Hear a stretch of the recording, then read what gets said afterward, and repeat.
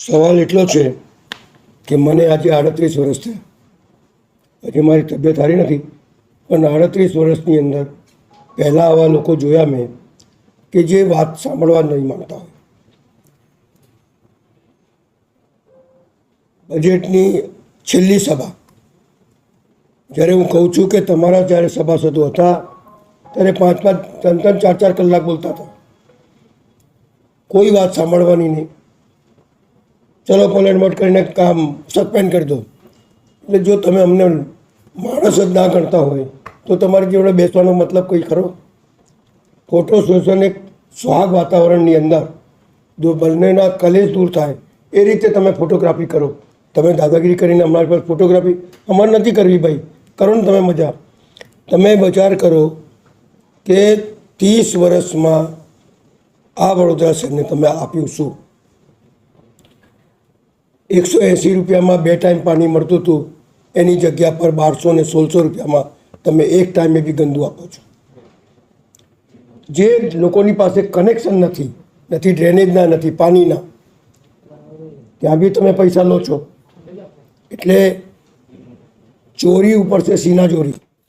પછી એક તો સુવિધા આપવાની નહીં અને પાછળ જે ગરીબ માણસને તમે નોકરીઓ નથી આપી શકતા તમારી સરકાર, અને તમે એ બચારો લારીઓ પેટીઓ ભરવા માટે કાઢે તો તમે 2500 રૂપિયા દંડ કરી દો, જે 100 રૂપિયા દંડ હતું.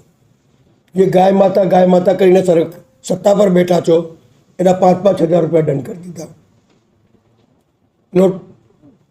ટીપી સ્કીમમાં 40% લોકોની જગા કાપી લો અને તમારા મળતિયાઓને તમે 1% બી ના કાપો. લારીવાળા તમારા કાર્યકર્તાને તમારા હોદ્દેદારો લારી કાઢે તો એને ઉઠાવો નહીં, બીજાની લારીઓ તમે ઉઠાવી દો.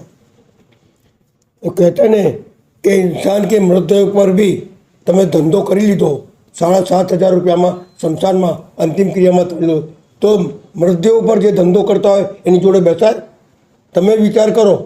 અમે બૂમો પાડતા રહ્યા કે 3,000 રૂપિયામાં અંતિમ ક્રિયા થાય છે. પહેલાં તો જબરદસ્તી ત્યાં લાકડા નહીં આપવાના, ત્યાં સુવિધા નહીં આપવાની, એટલે સ્મશાનમાં બૂમો પડે એટલે ફટાક દઈને 7,500 રૂપિયામાં આપી દીધી.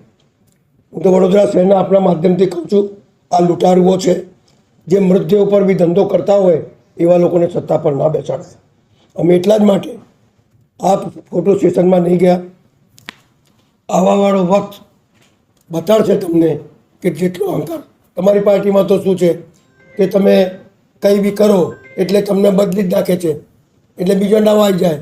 પણ તમે વડોદરા શહેરના લોકોને કહો છો આમની જોડે ચેતો. જે 150 રૂપિયાની સિસોટી 3200 રૂપિયામાં આપતા હોય, એક ચાકુ 3200 રૂપિયામાં આપતા હોય, દરેક ટેન્ડર ઓન જતા હોય, દરેક ટેન્ડરની મેં ખાયગી થતી હોય, અને તોય છતાં પોતાની જાતને બહુ મહાન જનતા હોય. અત્યારે જ્યારે ચૂંટણી આવી છે ત્યારે દરેક જગ્યાએ પૂજા કરવા લાગ્યા. અરે ભગવાન સૌનો છે, તમારા એકલાનો નથી ભાઈ.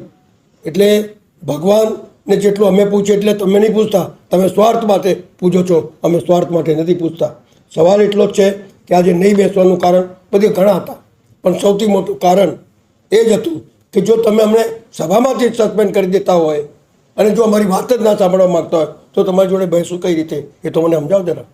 આ જ વાતને લીધે અમે નહીં ગયા.